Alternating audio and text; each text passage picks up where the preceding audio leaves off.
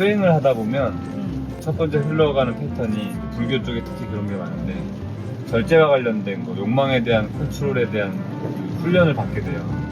근데 수행이라는 것이 마음을 인정해 주는 것이기도 하고 그 욕망은 결국 에고의 마음들인데 우리 흔히 말하는 먹이도 좀 줘가면서 하는 것, 그게 수행 아마추어들은 좀 힘들거든요. 구독, 좋아요 꼭 눌러주십시오. 사람마다 달라요. 그동안에 너무 참아온 사람은 해방을 시켜줘야 돼. 그러니까 너무 참고 그런 걸 절제하고 죽어도 채식만 해야 된다. 그러면서 채식 아닌 다른 육식이나 조금만 먹어도 막 분별심이 올라오는 사람 오히려 그런 걸 좀 먹고 분별심 올라오면서 막 그 자기 마음 좀 볼 필요가 있고, 만약에 너무 방탕하게 살았어 인생을 막 성욕이나 식욕 무절제하게 막 술 마시고 막 마음에 하라는 대로 다 했어, 이런 사람은 조금 참을 필요가 있어요. 참아주면 그때 막 미친 듯한 욕망이 올라오면서 거기에 끌려가는 자기를 보거든. 어쨌든 이게 마음 공부는 마음을 보게 하는 거예요. 이런 일화가 있어. 어떤 제자한테 턱거머리가 가서 도둑질을 하고 다시 와라, 이게 얘기했거든. 제자들 이해를 못하는 거야. 아니 도둑질을 해도 나쁜 짓인데 그거 하지 말라고 해야 되는데 하고 와라.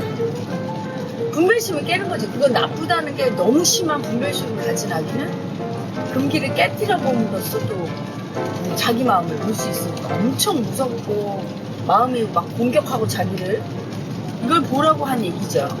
그러니까 이게 사람마다 그게 맨투맨으로 다른 거야. 남이 하는 대로 수행이 무조건 제가 이렇게 하니까 나한테 따라가서 이렇게 하면 맞겠지, 맞고 틀리는 게 없고 이게 전부 맞춤형인 거예요.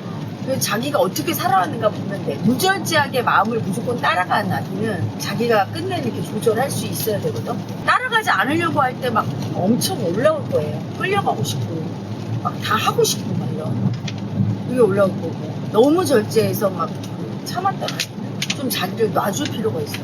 우리 의강한테는 좀 어떻게 해야 되겠어? 저는 좀 먹어야죠. 그러니까 저는 먹는 거가 신경이 예민해서 잘 안 먹고 음식 가려 먹고 건강한 음식 먹으려고 하고 또 굶으려고 하고 단 거 잘 안 먹으려고 하고, 그렇게 이제 하면 좀 컨디션이 낮다라고 이제 믿는 게 있었거든요. 그런데 같이 사는 도반들을 보면 도반들은 뭐 방탕하게 사는 사람은 없지만 먹는 거에 있어서 자유롭고 테라엄마도 마찬가지지. 그런 걸 보면서 저도 좀 자유롭게 먹으려고 하는데 잠재의식이 약간 협조를 안 해줘. 공복을 유지해야 돼. 뭐 이런 식의 어떤 제가 만든 12분별에 다시 브레이크가 걸려 들어오고. 아, 먹는 거로 수비 분별을 했구나. 그러니까 조금 공복 상태를 유지하면 의식이 맑고 호흡도 잘 되니까 거기에 좀 그게 더 편하다라고 느끼는 거예요. 그래서 예전에 이제 시험 공부 한참 막 할 때 학생 시절에 잠을 많이 자버리고 막 머리가 둔해버리면 성적이 떨어질까봐 더 깨어 있어야 되고 먹는 걸 조절하면 그나마 덜 졸린 거예요. 식곤증 이런 걸로.